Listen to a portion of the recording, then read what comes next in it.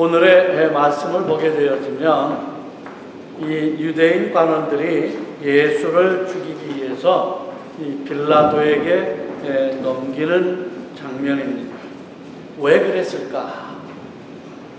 그냥 그들을 손에서 끝낼 수가 있었는데 왜 예수님을 이 빌라도의 손에 넘겨서 거기에서 재판을 받게 하였을까라고 하는 겁니다. 공적으로는 이스라엘 백성들에게 있어서는 사용권이 없습니다. 예수는 죽이고 싶은데 그들이 공적으로 죽일 수가 없는 겁니다. 물론 사적으로는 죽일 수가 있어요. 그렇게 되어지면 어떠한 일이 발생할 수가 있을까? 아마 그것은 그 당시의 리더들은 백성들에게 신임을 얻을 수가 없게 되지 않았을까라고 하는 겁니다. 그러나 공적으로 넘겨서 공적으로 죄인으로 판정으로 받아가지고 죽을 때만이 제사장들이나 이 리더들이 한 일이 인정을 받을 수 있기 때문에 아마 그들은 넘길 수밖에 없었지 않았는가 생각을 합니다. 그런데 오늘 본문을 보게 되어지면 이상한 장면을 볼 수가 있습니다. 예수를 고발한 이 유대인들과 그를 재판하고 있는 빌라도의 모습입니다. 이 두 모습을 비교해 보시기를 바랍니다. 얼마나 서로 다른 모습을 보이고 있는가라고 하는 겁니다. 지금 유대인들, 빌라도가 지금 고발을 해서 지금 고발한 사람들의 모습과 또 그것을 재판을 하고 있는 그러한 빌라도의 모습, 두 모습이 어떻게 다른가를 생각해 볼 필요가 있다고 하는 겁니다. 오늘 이 어떠한 모습인가, 이 모습을 파악하기 전에 오늘의 이 본문의 말씀의 이 배경을 우리가 살펴볼 필요가 있습니다.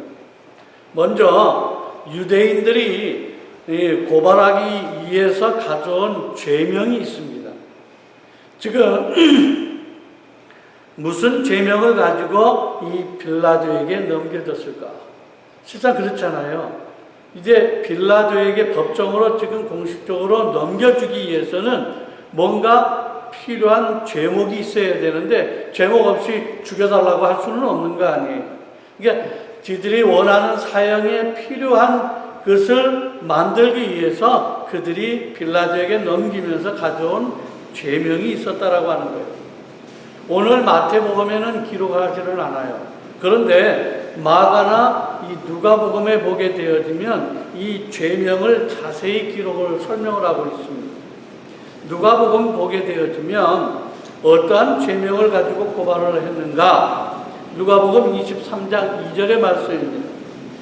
고발하여 이르되 우리가 이 사람을 보매 우리 백성을 미혹하고 가이사에게 세금 바치는 것을 금하며 자칭 왕 그리스도라 하더이다 하니 이렇게 이야기합니다. 여기에 보게 되어지면 예수님에게 씌워진 죄명이 몇 가지입니까? 세 가지의 죄명을 씌웠습니다. 첫 번째는 백성을 미혹했다라고 하는 겁니다.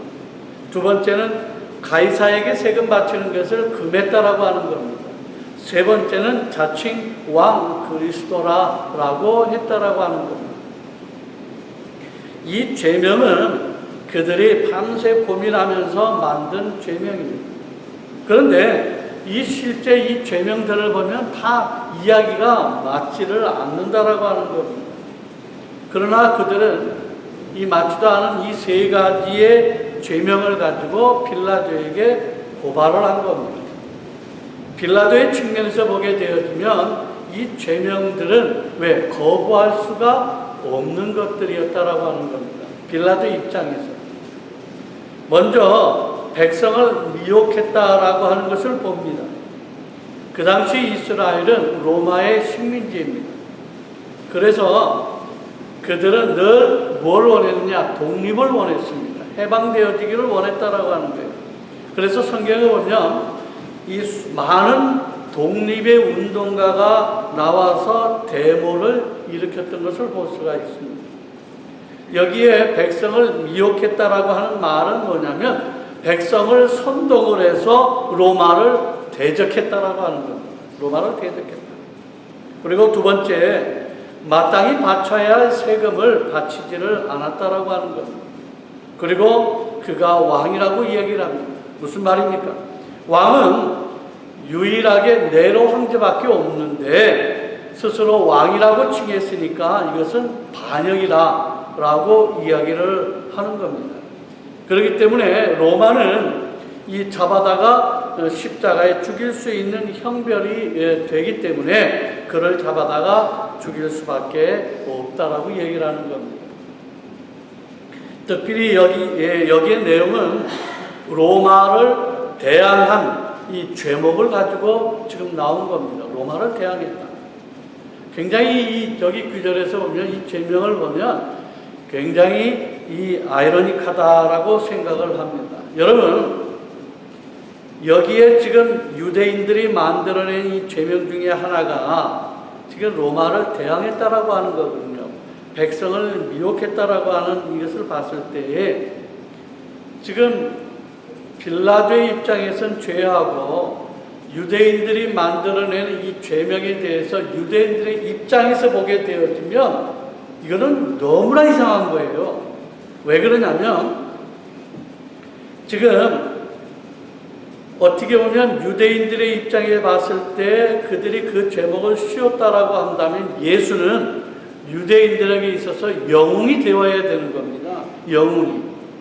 그런데 영웅이 그들에 되어야 되는데 불구하고 오히려 죄명을 만들어서 죽이려고 했다라고 하는 겁니다.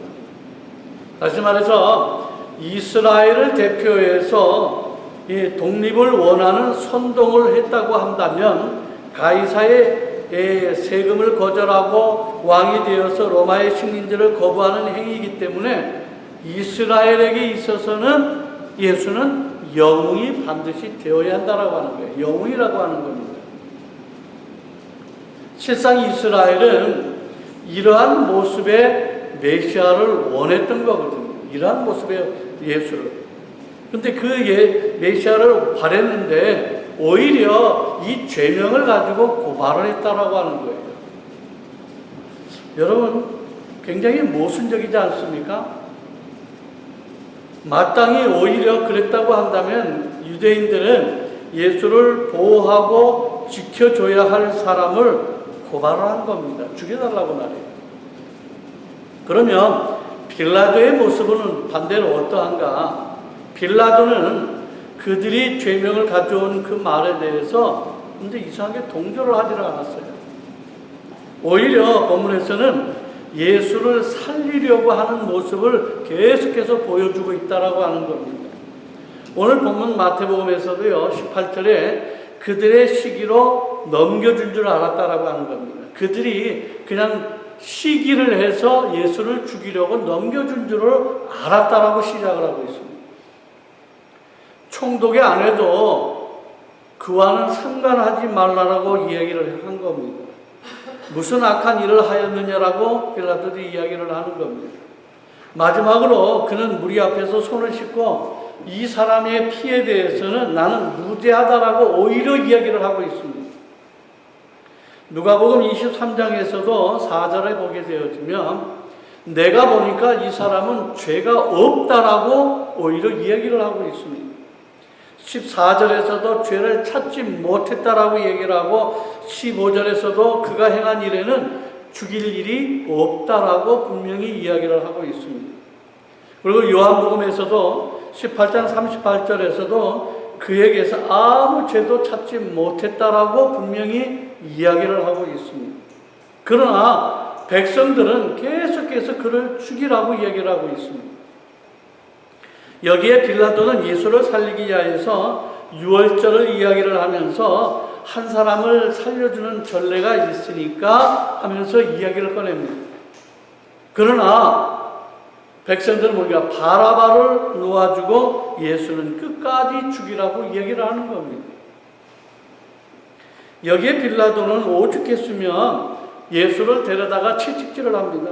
그리고 다시 데리고 나와서 이야기를 하는 겁니다. 내가 이 정도로 너희들이 시기하기 때문에 이 정도로 때려줬으면 되지 않겠느냐라고 얘기를 하는 거예요.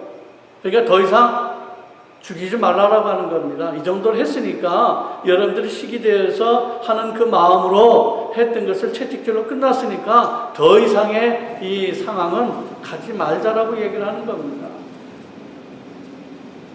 그리고 요한복음 18장 14절에서 예수를 채찍질하는 그 이유를 이야기를 합니다. 이는 내가 그에게서 아무 죄도 찾지 못한 것을 너희로 알게 하려 함이로라 하더라. 아무것도 할 수가 없었는데 그냥 그들이 시기하는 것 때문에 어디에 채찍질해서 그냥 이런 모션을 취했으니까 이제는 죄가 없지 않느냐. 그러니까 이 정도로 했으니까 끝내자라고 오히려 그들에게 이야기를 하는 거예요. 백성들에게. 정말로 빌라도는 힘을 써가지고 예수를 살리려고 하는 그 모습을 많이 우리들에게 보여주고 있습니다. 그러나 백성들은 끝까지 십자가에 못 박으라고 이야기를 하는 겁니다. 오늘 우리는 이 내용을 대하면서 의문점을 가져야 합니다. 그렇다고 한다면 빌라도는 과연 의인인가? 라고 하는 거예요. 의인인가? 왜? 예수를 살리려고 애를 쓰는 모습을 볼 수가 있으니까 그러면 이스라엘 백성들과 달리 이 사람은 그러면 의인이 아니겠느냐라고 이야기를 할 수가 있어요.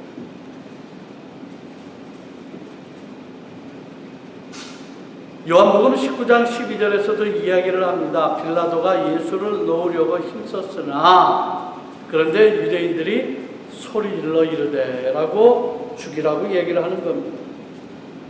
왜 빌라도가 예수를 살리려고 하는 이 선한 모습을 우리에게 지금 보여주고 있는가? 이방인인 이 빌라도가 보기에는 유대인들이 만들어낸 이 죄명은 로마의 법의 입장에서 봤을 때에도 아무런 문제가 없다라고 하는 겁니다. 그래서 요한복음 18장 36절과 37절에 이 얘기합니다. 예수께서 대답하시되 내 나라는 이 세상에 속한 것이 아니니라. 만일 내 나라가 이 세상에 속한 것이었더라면 내 종들이 싸워 나로 유대인들에게 넘겨지지 않게 하였으리라. 이제 내 나라는 여기에 속한 것이 아니니라. 빌라도가 이르되 그러면 내가 왕이 아니냐? 예수께서 대답하시되 내 말과 같이 내가 왕이니라. 내가 이를 위하여 태어났으며 이를 위하여 세상에 왔나니 곧 진리에 대하여 증언하려 함이로라. 무릇 진리에 속한 자는 내 음성을 듣느니라 라고 하신다. 이렇게 말씀하고 있습니다. 예수님은 계속 답변을 하셨어요.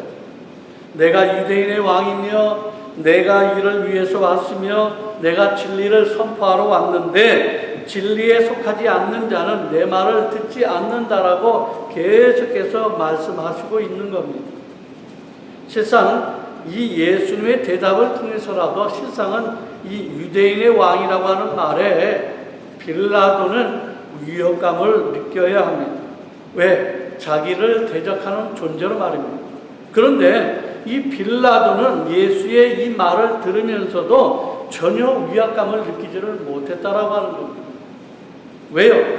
지금 빌라도가 볼 때에는 예수님께서 전혀 이 죄라고 하는 것을 찾아볼 수가 없는 모습을 이미 발견했기 때문에 그렇다라고 하는 겁니다. 그래서 어떠한 대화를 하더라도 이 로마의 위협적인 말이 아닌 것을 그는 알았다라고 하는 겁니다. 그래서 이 빌라도는 풀어주기를 원했다라고 하는 것입니다. 그런데 유대인들은 지금 목숨을 걸고 예수를 죽이려고 하는 겁니다. 무슨 문제입니까? 지금 이방인들의 입장에서 봤을 때는 이분은 죄가 없는 것을 볼 수가 있는데 유대인들의 입장에서는 그 모습을 볼 수가 없는 거예요. 오히려 죽이라고 하는 겁니다. 왜 그랬을까? 과연 유대인들은 예수님의 정말로 참다운 모습을 볼 수가 없었을까? 그렇잖아요. 지금 빌라도는 어떤 예수님의 진짜의 모습을 봤기 때문에 죽이려고 하지를 않았는데 유대인들은 계속 죽이려고 했다라고 하는 것은 이들이 과연 정말로 예수님의 그 참 모습을 발견하지 못해서 이런 모습을 지금 보이고 있는가라고 하는 겁니다. 실상은 이들 또한 어찌 보면 빌라도가 봤던 이 모습대로 유대인들도 보았다라고 저는 생각을 합니다. 그런데 그들은 시기해서 두려워해서 넘겼다라고 얘기를 하고 있는 겁니다. 그러니까 빌라도가처럼 죄가 없는 것도 분명히 알았을 거라는 거예요.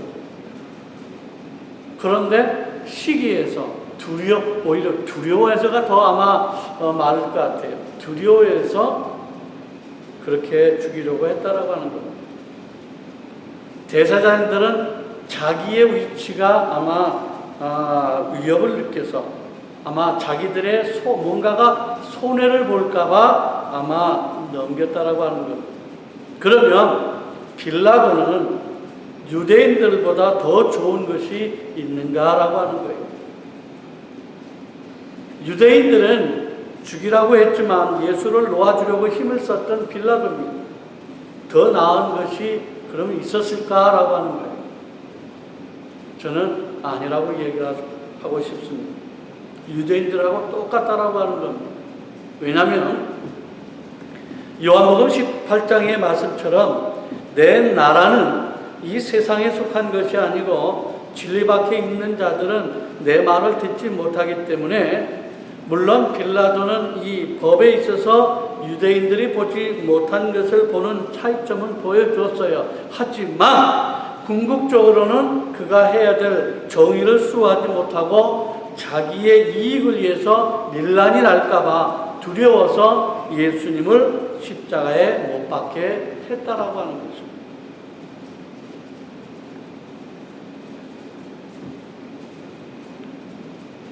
그렇지 않아도 어떻게 사건을 보면은 역사적으로 보게 되었으면 사실상 이 사건이 있기 몇 년 전에 상황을 보면 빌라도는 이 사마리아를 쳐들어가서 이 한 4,000명 정도 이 사람을 죽이는 사건이 있습니다. 그것 때문에 지금 로마의 가이사에게 지금 미움을 받고 있는 겁니다. 게다가 지금 백성들이 폭동을 일으키게 되어지면 폭동을 제압할 만한 지금 군대가 자기에게는 없습니다. 지금 한 6,000명 정도의 군사이기 때문에 지금 폭동을 제압할 만한 상태가 아니다라고 하는 거예요. 결국은 지금 백성들이 폭동을 일으키게 되어지면 가이사에 의해서 자기는 영원히 쫓겨날 수밖에 없기 때문에 그들을 잠재울 필요가 있었다라고 하는 거예요. 그래서 내어놓았다라고 얘기를 하는 겁니다. 그런 점에서 빌라도나 유대인들은 똑같다라고 얘기를 하는 겁니다. 어떻게 해서 똑같은가? 둘 다 하나님의 나라를 볼 수가 없는 자들이었다라고 하는 겁니다. 하나님의 나라를 볼 수가 없었다. 그래서 그들은 예수 대신에 이 바라바를 원하는 것입니다. 그러면 우리가 이 바라바를 살펴볼 필요가 있어요. 여러분들이 생각하는 바라바는 어떤 사람이에요? 그리고 성경에서 말하는 바라바는 어떤 사람이라고 여러분들은 생각하고 있습니다. 여러분, 지금 이 바라바는 어떤 사람인가? 마태복음에는 기록하지를 않는데 마가나 누가에는 그의 죄명을 기록한 것을 볼 수가 있습니다. 누가복음 23장 19절입니다. 이 바라바는 성중에서 일어난 밀란과 살인으로 말미암아 옥에 갇힌 자라 이렇게 얘기를 합니다. 여기에 감옥은 빌라도의 감옥인데 빌라도의 이 감옥은 반란을 일으킨 사람만 갇혀 있는 곳입니다. 그리고 여기 있는 사람들은 모두 사형을 기다리는 사람들입니다. 여기에 바라바가 갇혀 있는 겁니다. 그러면 바라바는 밀란을 선동한 자이기 때문에 다르게 얘기를 하면 로마를 대적해서 독립하고자 밀란을 선동하여 독립운동을 한 자라고 이야기할 수가 있는 거예요. 그렇잖아요. 이 바라바는 이스라엘 백성들이 기대하는 독립운동가였다라고 하는 거예요. 왜? 이 죄명이 지금 밀란을 일으키고서 이 살인을 했다라고 얘기를 했기 때문에 그건 분명하다라고 하는 거예요. 그리고 지금 바라바가 있는 감옥은 지금 사형을 기다리는 사람, 밀란을 일으킨 사람들만 가는 곳이라는 얘기죠. 그러면 이 바라바는 유대인들의 입장에서 봤을 때에는 독립투사입니다. 백성들은 그래서 그를 원했다라고 하는 거예요. 왜 예수를 버리고 죽이라고 했고 지금 이 바라바를 놓아달라고 얘기했느냐? 실상 유대인들의 입장에 봤을 때에는 바라바가 자기들이 필요한 사람이었기 때문에 놓아달라고 했다라고 하는 거예요. 어찌 보면 빌라도는 예수의 상대를 왜 바라바를 선택을 했을까? 그래서 다른 사람을 선택을 하게 해서 예수와 이 사람을 둘 중에 어느 사람을 놨으면 좋겠느냐? 한 사람은 풀어주니까 라고 했을 텐데 지금 예수를 상대해 지금 바라바를 놓고 이 바라바와 예수를 둘 중에 누구를 놓아주기를 원하느냐? 왜 이 빌라도는 그렇게 얘기했겠느냐라고 하는 거예요. 정말로 다른 악한 사람을 데려다 놓고 누구를 놓아주기를 원하는가라고 했으면 좋았을 텐데 그러면 빌라도가 예수를 놓아주기를 원하는 마음이기에 선택의 폭에서 지금 예수를 지금 유리하게 만들지 않았을까라고 하는 생각을 할 수가 있습니다. 사도행전 5장에 보게 되어지면 제자들이 복음을 전하는 것 때문에 옥에 갇힙니다. 그들이 재판을 받고 있는데 사도들이 말하는 것은 우리가 예수의 부활을 증거하는 것 때문에 내가 죽임을 당한다라고 얘기를 합니다. 그때의 공회에 있는 한 사람, 이 부활을 믿는 이 바리새인 가말리엘이 사도들을 밖에 나가게 하고 이스라엘 백성들에게 이렇게 얘기를 하는 겁니다. 우리에게 지금까지 수없이 밀란을 선동한 메시아가 나오지 않았는가? 그런데 그들이 하나님이 허락한 자가 아니었기 때문에 밀란을 일으켰다가 계속 잡혀서 죽임을 당하지 아니했는가? 그래서 그도 망한즉 따르던 모든 사람이 흩어져 없어졌다라고 하는 겁니다. 이처럼 이들도 하나님이 허락하지 않았다고 한다면 사도들이 다 흩어지게 될 것이 아니겠느냐라고 하는 겁니다. 그러므로 그냥 이들에게 뭘 하는 것보다는 내버려 두는 것이 어떠하겠느냐라고 지금 이야기를 하는 겁니다. 그런데 만약에 하나님께로부터 났으면 하나님께서 허락한 자였다고 한다면 너희가 그들을 어떻게 무너뜨릴 수 있겠느냐라고 하는 겁니다. 도리어 하나님을 대적하는 자가 되지 않겠느냐라고 얘기를 선택하는 겁니다. 그래서 그들은 사도들을 채찍질하고 그냥 놓아주는 사건이었습니다. 그 정도로 지금 이야기한 것은 밀란을 일으키는 사람들이 많이 있었다라고 하는 겁니다. 그래서 조금만 똑똑하고 능력이 있으면 많은 이스라엘 백성들은요, 그를 오히려 메시아로 믿고 따랐다라고 하는 겁니다. 그래서 유대인들의 입장에서는 바라바는 보호해주고 싶은 사람들이었다라고 하는 거예요. 물론 처음에는 예수를 얼마나 많이 이들이 따랐느냐. 하지만 지금 모습 보면 많은 이적과 기적을 일으켰고 능력을 봐줬던 예수님, 그래서 그들은 처음에 많이 따랐어요. 수없는 사람들이 따랐어요. 예수님이 예루살렘에 입성할 때 얼마나 많은 사람들이 뒤따라갔습니까? 그런데 예수님이 잡히시는 모습, 재판받는 모습을 통해서 그들은 자기들이 원했던 메시아가 아니라고 하는 사실에 실망을 한 겁니다. 그러기에 그래도 뭔가를 실행했던 이 바라바가 자기네들은 더 좋았다라고 하는 거예요. 힘없는 예수보다는 뭔가 그래도 빌란을 일으켰던 바라바가 이스라엘 백성들의 입장에서는 더 나았다라고 얘기를 하는 거예요. 그러나 영적인 의미는 조금 다릅니다. 여러분, 바라바를 원했고 예수를 십자가에 달리게 한 심리가 무엇이냐라고 하는 거예요. 심리가. 힘이 없는 예수보다는 힘이 있는 바라바를 원했다라고 하는 것입니다. 그것은 다르게 얘기해서 보이는 세상을 그들은 원했다라고 하는 것입니다.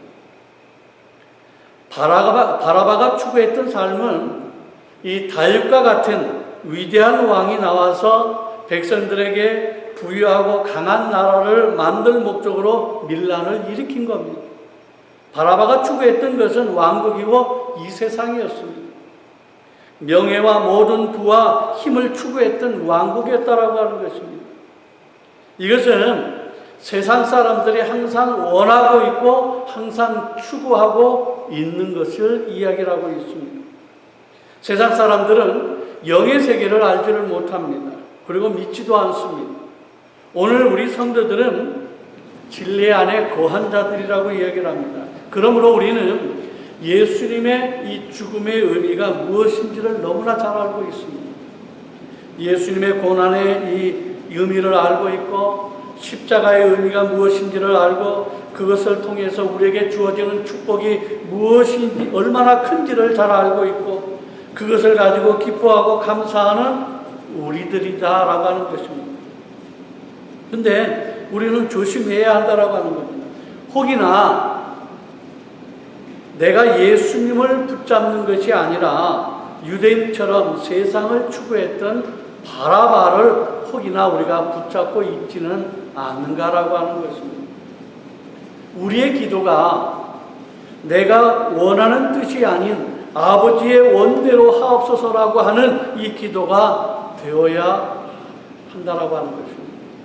그래서 십자가를 지고 나를 따르라고 하시는 이 말씀이 무엇인지를 우리는 너무나 잘 알고 있기 때문에 우리는 기꺼이 어렵고 힘든 내 생명을 내어놓는 그런 그 길을 걸어가고 있다라고 하는 것입니다. 오늘 우리에게 이 본문을 통해서 주어지는 이 말씀은 무엇이냐? 우리는 이 진리에 속한 자이기 때문에 빌라도나 유대인들을 힐난한 이 문제가 아니라 우리도 역시 진리 안에 있고 진리를 보았다라고 하면서도 여전히 눈에 보이는 것만 추구하는 모습이 아닌지를 생각하는 시간을 가져야 한다라고 하는 것입니다. 세상 이스라엘 백성들이 메시아를 기대했던 것은 분명한 사실입니다. 왜? 그 희망 속에서 계속 살고 있기 때문에.